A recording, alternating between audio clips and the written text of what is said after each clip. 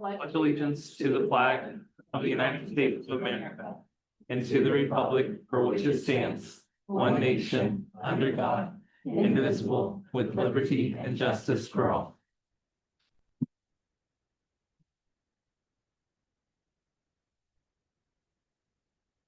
Roll call, please. John Barrera, Here. Jake Coverstone, Here. Amanda Howell, Here. Les Kinder, Pam Rice is absent. We have 4 members present. Do we have a motion and a second to approve the agenda as presented? Motion.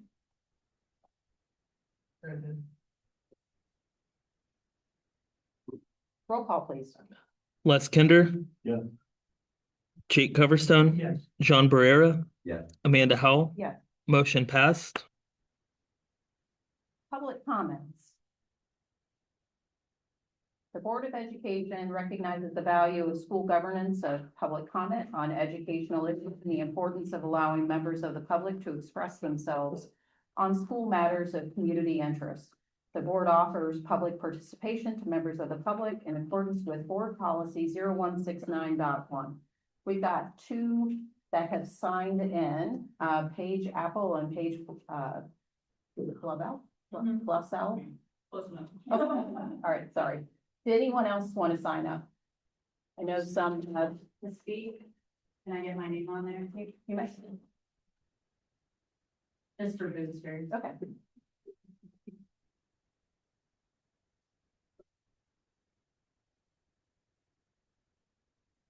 All right, Paige Apple.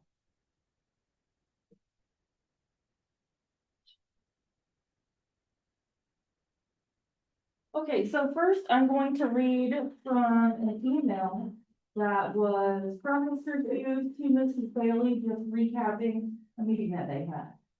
It says, we met this morning to discuss allegations and complaints against Mrs. Bailey. At the meeting, we discussed that due to the nature of the complaints, the collective bargaining agreement, section G, complaints against teachers did not apply. We proceeded to discuss the complaints without bringing the students and parents to a meeting with Mrs. Bailey.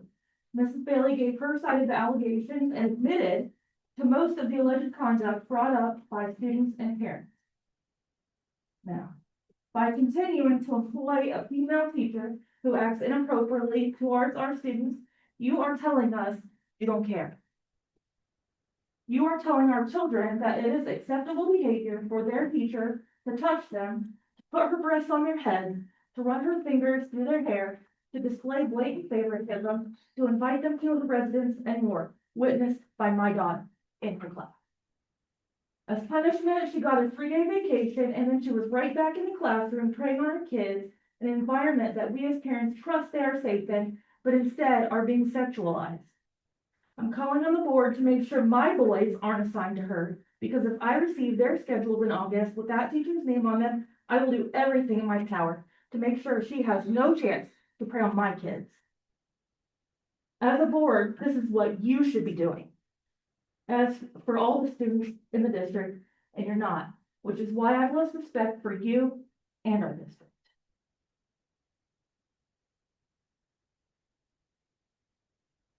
Maybe both out. I can stand here. You can, yes, absolutely. I have something similar to say. I graduated in 2020. I had Mrs. Bailey in school, not as my personal teacher. Overall, I have a question, which is, why weren't you transparent from the very beginning? And that's really it. There's no shame in paid leave. Police officers do it, firefighters do it. Why did that not happen while this was being looked into? That just seems unacceptable to me. That's the standard. And we were like way down here. And that's sad. I love this school. I love this community. That's why I'm here. But why aren't we talking about it? Why didn't you guys give updates throughout the process? That's the problem. And I would really expect you to not do that moving forward. That's it.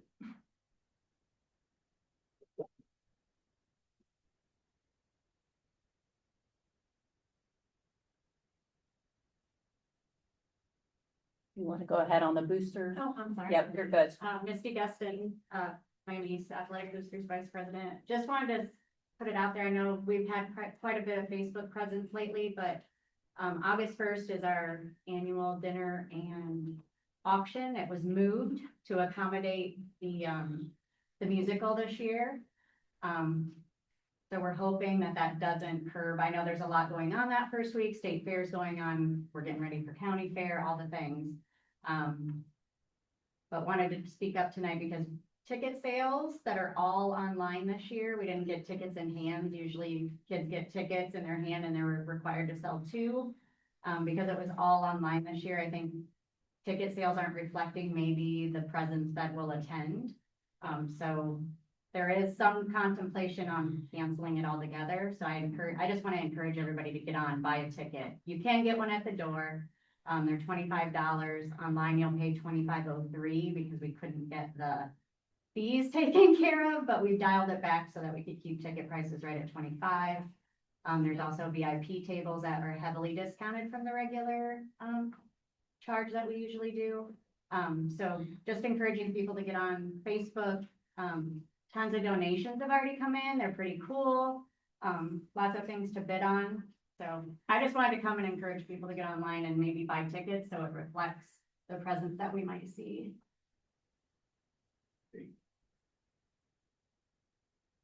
August 1st August 1st, yeah, at the Duke Longard Building at Miami County Fair, at 6 o'clock. 6, okay. There's also carry-out options if you don't want to stay. I know some people, there is alcohol present.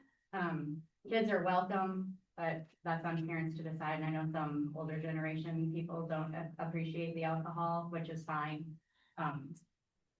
You could take your kids home if you didn't want them there, but, so those are some of the details, but same old auction as it's always been. Hamburgers, hot dogs, chips, salads. It's a kind of a cookout thing. Thank you.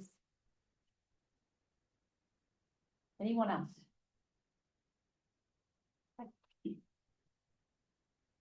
All right, moving on to the superintendent's good news informational report. Okay, just kind of information. Number one, we've had a big turnover, about last board meeting with, administrative leadership, and, I'm excited to get started. Again, I'm not officially the superintendent until August 1st, but, Mr. Hughes is on vacation. And I've talked with Mrs. Kaufman, the high school principal, and I've talked with Mrs. Dankworth today, the elementary principal, 2 new positions, myself. We also have Mrs. Davis, the treasurer. And I'm hoping to have a little bit of like a introduction with the new administrators in the evening with us. I tentatively have that set for August 5th. The people I've checked with, that works for those administrators, but I'm not even able to check with Mrs. Davis yet.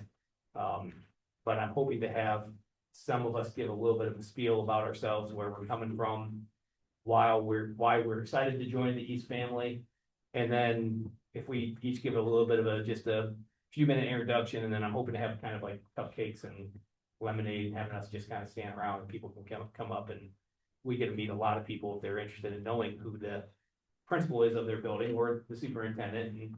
And we can just chat and have a little bit more of an informal setting. So I'm hoping on doing that in the high school cafeteria on August 5th at 6 p.m. I have not checked the calendars yet.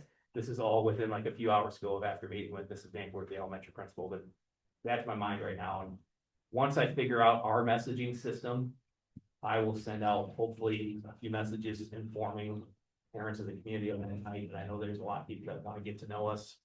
And I'm hoping that's just a way to be approachable and get to meet people. Not that I expect people to show up, but I know some people are curious about who these new people are and just trying to kind of extend that olive branch a little bit. Second thing I wanted to talk about is I know last year the district spent a lot of time and trying to create kind of like a 5-year strategic plan. I know the board approved it back in December. And again, transitioning, I think it kind of stalled out with a lot of the new admin coming in. You will notice in here, there's 2 signs hung on the wall, kind of reflecting the mission and the vision that was developed during that process. I know, and I'm hoping to give updates periodically to show the progress the district is making on those, on that plan.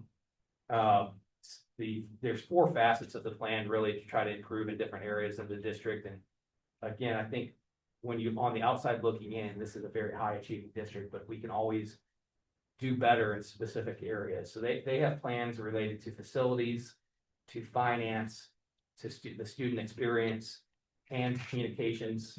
And I'm hearing even tonight that the community wants more communication from the district. And I know that there's plans of, you know, newsletters and more postings, more information, easier to search website. And I guess my question for the board is, would it be a worthwhile investment, maybe look at a classified position? Probably 6 hours a day for at least the school year and a few days afterwards, to really focus on our communications, to move forward, to make sure that we are having strong communications with internal and external. I definitely think it's worth first, like, looking into, certainly. You guys have thoughts? I think it's needed. Because of communication is such a big thing nowadays, having somebody that doesn't feel definite district. You guys wanna social media person? Yeah, I think it's a great idea. And with the money we've saved on different positions, you know, we have that, you know, we're still gonna be able to afford another person coming in. Yeah, I think that'd be great. Good. Glad that we were having a little bit of a public discussion about that.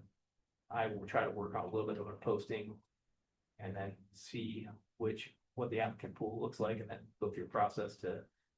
Yeah, I mean, I know one thing that parents, staff, the community, well, not necessarily the community, but those in the district, I think we're all moving to Apogee as the single communication platform. I don't really know what that means, and as a parent, as a board member, I mean, I know having somebody like kind of focus on how that's used across teachers, administrators, families, I think is critical, but more importantly, the transparency side and getting more communications out, consistent communications out, I think is very important. But, and I think part of that aptitude, if I'm right, from the history with that strategic plan, was that there was some concern about this classroom using Class Dojo, this classroom using Remind.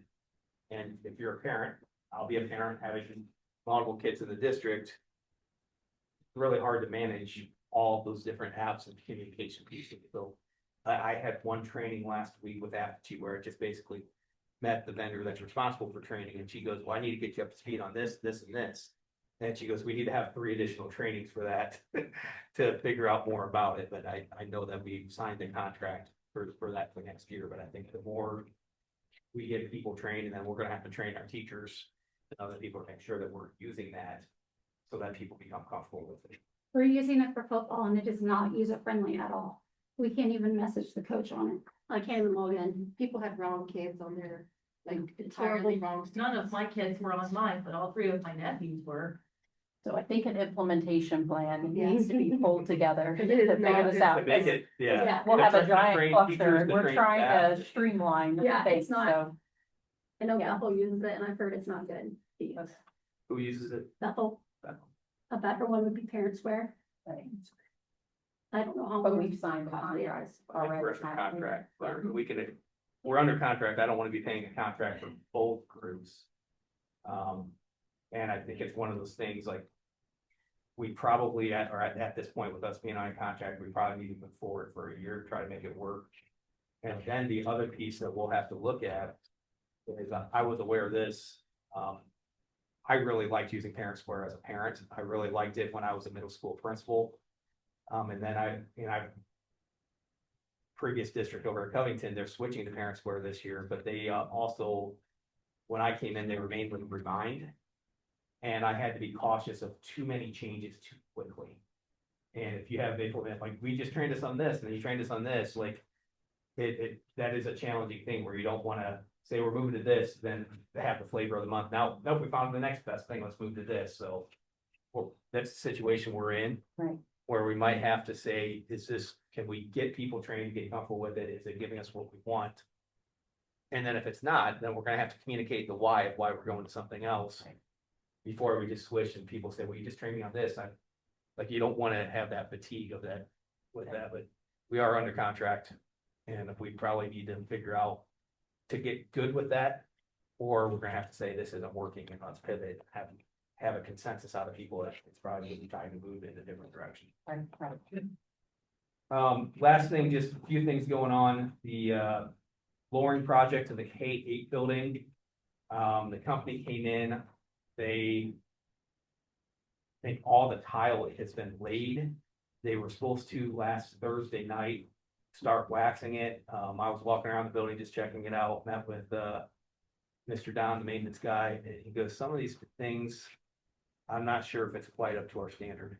So we had to call the project manager back up, and he sent a project manager, got a crew to come back in. And then I know Mr. Craig went in and investigated, I think this morning, and they are moving forward with the waxing of it, but we had to delay for a few days just to make sure that all the glue was down and make sure that it was up to our standard before it waxed down. Also the parking lots, they sealed the district office parking lot in front today.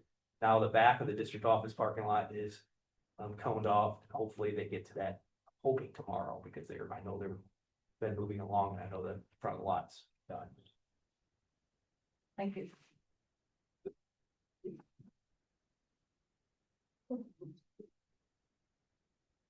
All right, moving on to the treasurer's consent agenda. All right, tonight for the treasurer's consent agenda, we have 6 items to recommend for approval. There are the June 15th, 2026 regular board meeting minutes, the June 24th, July 2nd, July 7th, and July 8th special board meeting minutes, and then the month ending June 30th, 2026 financial statements as presented. And just a reminder, those special board meetings were around the hiring of a new treasurer. Just to give the group here a recap of what the intent of those special board meetings were. Do we have a motion and a second to approve the treasurer's consent agenda? So the Second. All right, so I know one of the items that, and I guess we normally do it in a separate approval. I had hoped that we would have had the 5-year forecast completed for tonight's meeting.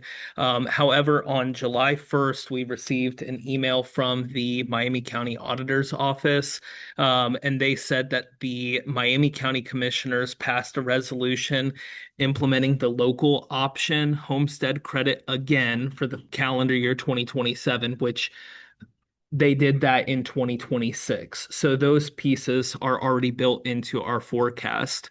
However, one of the changes is that they have also passed a resolution implementing the local option owner occupancy credit for calendar year 2027. So it is a quick little change within our forecast model, but we wanted to make sure that we could get as accurate of figures as possible. Some of the other portions of it is that by now we would have expected to receive some of our property tax settlements, whether they were advances or the final settlement from the county. And at this point, we haven't received anything. So I know that Miami County bumped back the due dates for their property tax bills. And so we're just expecting to see a little bit of a delay. If you recall, this last spring was the first time we had ever requested the advances from the county auditor's office, because the district does have a healthy cash carryover where we're able to continue processing our payroll. There's some districts that aren't able to do that without those advances. So we'll be okay. We turned in some documents to the county auditor's office last week, I think. Spoke with the deputy auditor, Mrs. Hubbard, and kind of talked through some of when we're expecting to see those. So Mrs. Davis, the new treasurer, she's up to speed on all of that. We spent a couple days together last week and get to spend a couple more days together next week. And we will likely be able to finalize the forecast before I leave, but it just won't be to the board yet for final approval. Do you have a sense on if those changes or recommendations, like what type of effect it's going to have for the... So when we had the local option homestead credit, it was about $160,000 to $170,000 impact to the district, which will just be doubled with the additional option. It's not perfect by like any means by saying that, because there's some things that count towards it and some things that don't, such as like, I think you have to apply for it. And there's conversations of whether or not once you apply for it, if you have to apply for it annually or how that works. So I think the county is working through some of it, but I would expect it to be between 100 and 150,000. More, or that we expect that less from a we will revenue? expect less. From a Yeah, revenue. Okay. yeah. So I think, the district is still in a good financial spot. It's just trying to navigate some of those changes. So I will say this, we did not build into the forecast previously for the county to either continue it or to increase it. So it may be like a $300,000 difference to the forecast, but Mrs. Davis will be able to go through some more of those specific figures with you all next month. Jumping to the oh gosh. Let me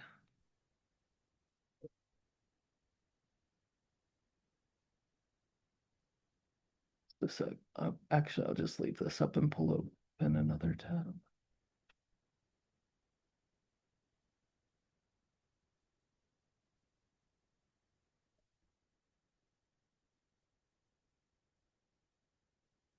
Oops.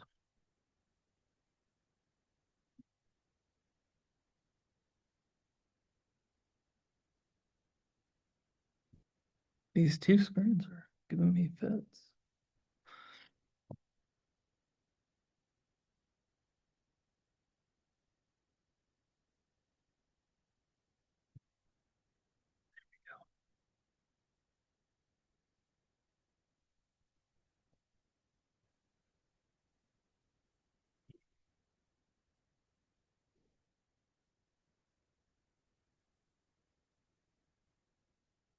Okay.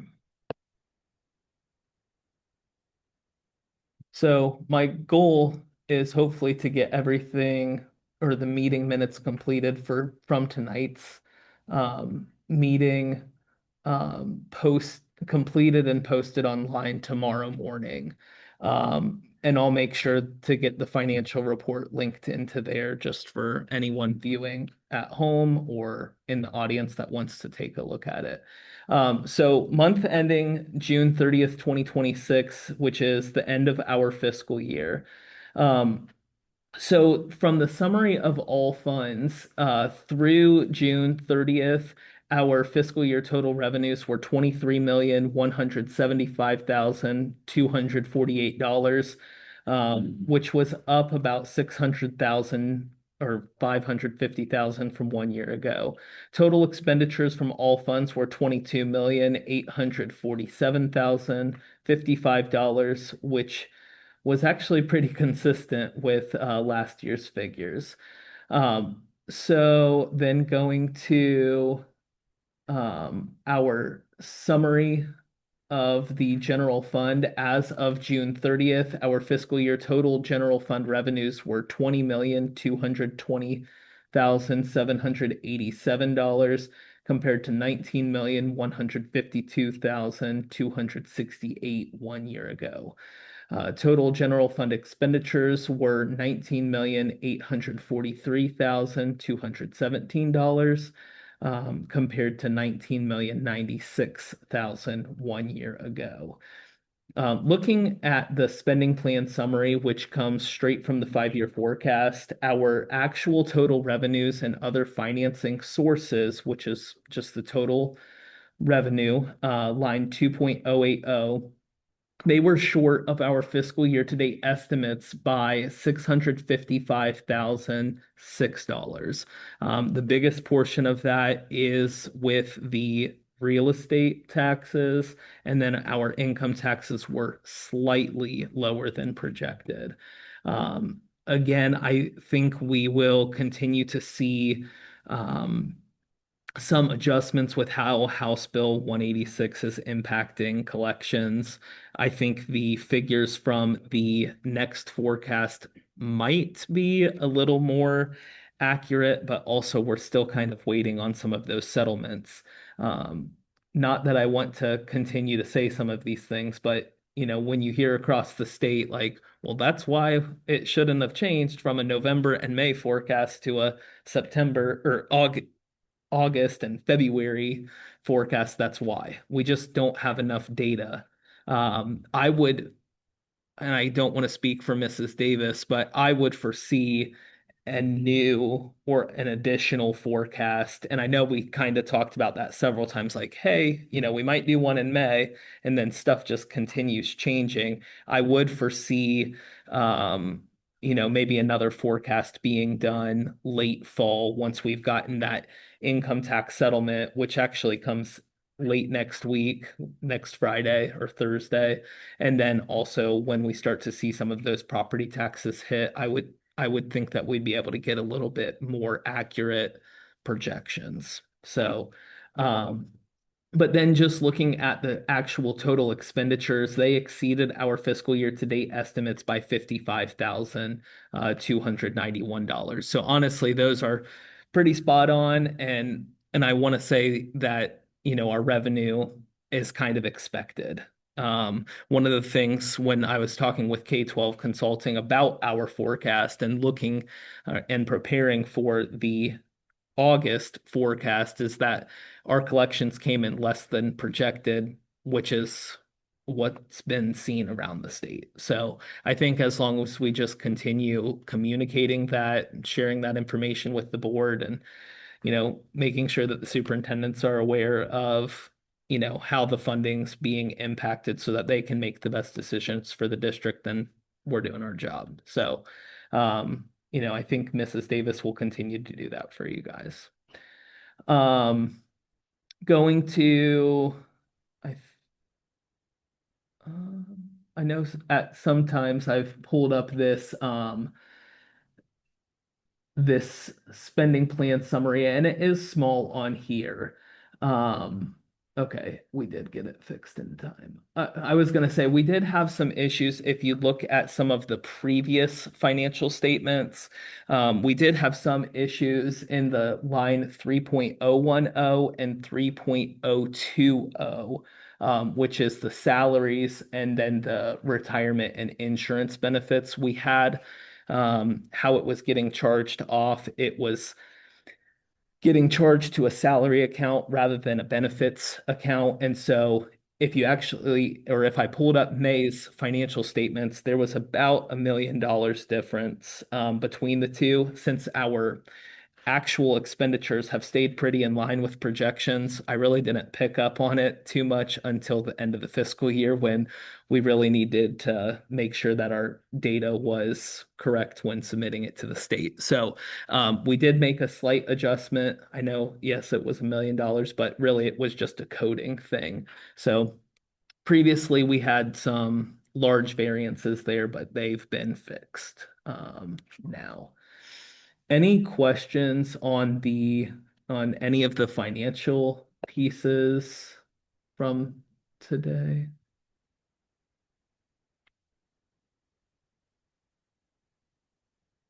When is the 5-year forecast due to be submitted? What is the firm date? Just curious. Yeah. When August meeting is. and- August 31st. Okay, so. So, until the end of the month. yes, yep.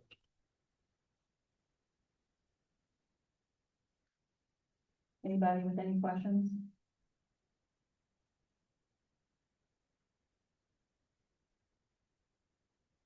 Thank you, Alex. Yep. Roll call, please. Or did you have something else you were going to cover? Okay.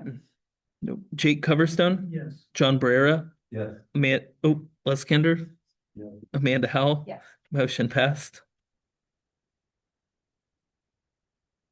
All right, moving into the superintendent's consent agenda. Okay, there's 8 items here, just going one by one through the items. First one is recommending lunch prices for next school year. And you will see in the recommendation a 15-cent increase for elementary lunches and a 15-cent increase for high school lunches. I think that includes junior high lunches. And Alex, correct, or give me the data here. Last year, our expenditures were over revenue in the cafeteria fund by about $30,000 or $40,000. Yeah, 40,000. And probably a lot of that is due to the increased food prices. And that's where the justification for the 15-cent increase is. Again, as a parent, I don't want to be paying more for lunches either, but I want to make sure that that fund is solvent.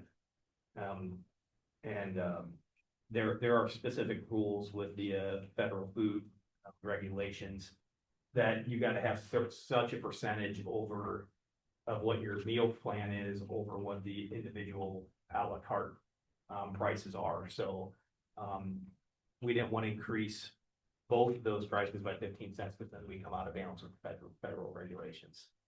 The next one is the extracurricular transportation fee policy. And I think this has been in effect for a lot of years. And again, as a parent, I don't really necessarily want to pay the fees for my kids, but I also understand it does offset the cost of paying for the transportation for those activities. Third one is just recommending Bricker Graydon as our legal representation for the 26-27 school year. I actually spoke with Beverly before the meeting today, who is our main legal counsel. And again, I think they provide good counsel. It's a big benefit to use a firm like Bricker Graydon that's representing school districts throughout the state. A lot of times when we call them, we're not the first time they've dealt with that issue. They've had a lot of similarities in their casework, so I recommend we keep with that.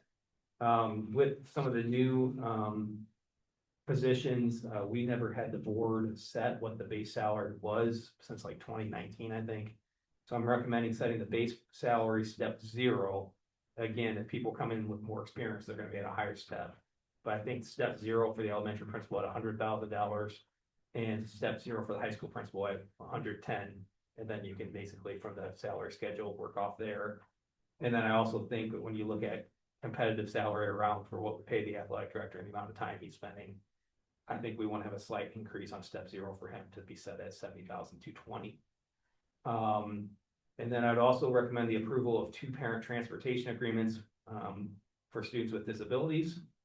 Recommending that we approve the 2026-2027 E-Day plan. I believe that E-Day plan was created in consultation with the teachers union. And that only goes into effect after we use the 5 calamity days. And what approving that plan does and having that on file that the board approved it by July 31st allows us to report those days to the state and get credit for those hours while we're doing that. That's something we should be doing every year. And then also recommend approval for the band equipment trailer agreement with Miami East Music Boosters, which will be reviewed annually. So I'm assuming that was done last July as well. And then I'm also approving recommending approval of the 26-27 chemical hygiene and shop safety plan as presented. And I think that's presented every year. All right, do we have a motion and a second to approve the superintendent's consent agenda? Second. Any discussion? The only thing I have to say, I took come see Mr. Joe today about the busing. I still, and we got a lot on the books, so I'm gonna let it go. I think another year we need to look at the busing, paying for transportation for the students, for athletes. I think that's something we really need to look into. When we started back, I know when I worked here, we started, but we were definitely in the red, but we talked about it later, and it's just been consistent things. Bless you.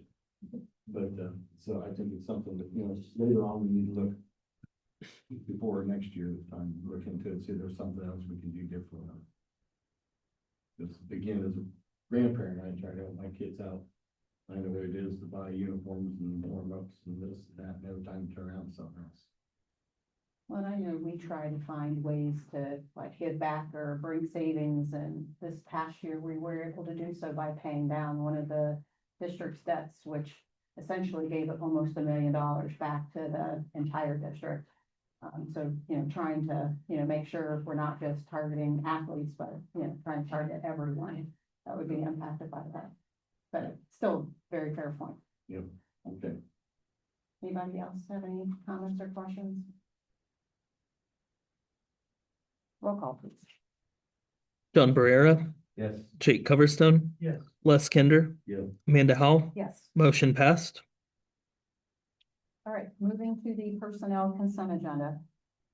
Okay, lots of things here, some of the stuff is reflecting from last school year that I may not have direct data on, but the first one is recommending approval of a one-day unpaid leave of absence for Jill Bales, can't say the last name, Balser, for May 21st, 2026. Amending the contracts for Erica Nuke and Nicole Yeaple from 6 hours a day to 6.5 hours, 8 hours a day. That's with the librarian position and trying to utilize those aides in the library. Recommend the approval of the attached supplemental contracts for 26-27 school year. Recommending the approval of FMLA for Catherine Dotson from August 16th, 2026 to September 26th, 2026. Recommend of approval of 4 days of unpaid leave for Seth Hall from July 21st through July 24th, and that is something I am familiar with, and that is our classified employees, until they're employed by the district for a year, they don't have any vacation days, going on vacation with his family. We want him to do that, but just time didn't work out for him with the contracts.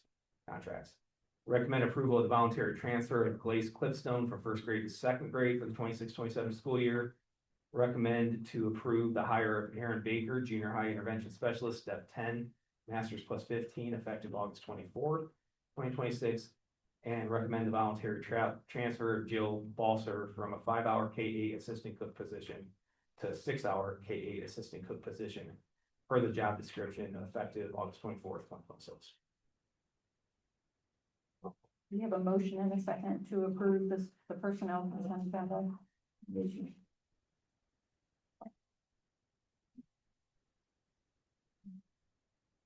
Any discussion?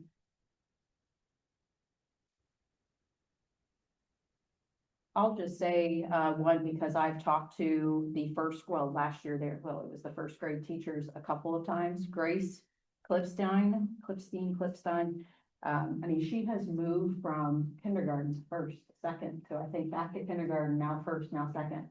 She has done this every time. That's hard, that's really hard. And I know they would love to have a fifth teacher, I think, permanently, and, be able to keep her in a constant role. So I just wanted to give major kudos to Grace, as every year her curriculum is changing. And that's not easy, as a teacher, but I'll just, go on record that going forward, I hope we can figure out something, to where we can put her in a constant space, but, big thank you to her. Any other comments, discussion? Roll call, please. Les Kinder. Yeah.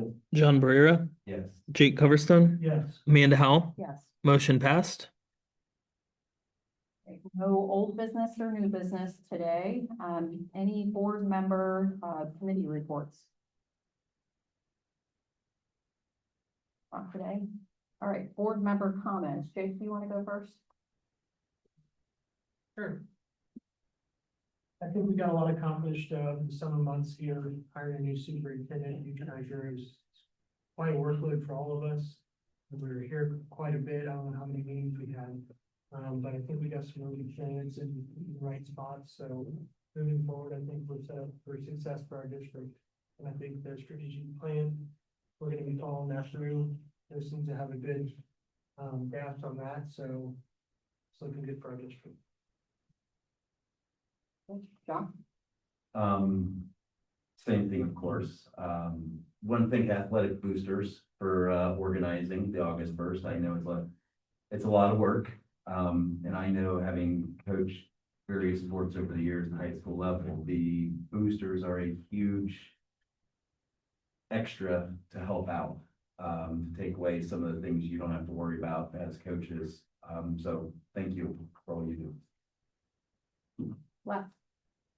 Pretty much what they covered, really like to see everybody get behind our new staff, all the way to principals, everybody, you know, we got a very positive mood going forward.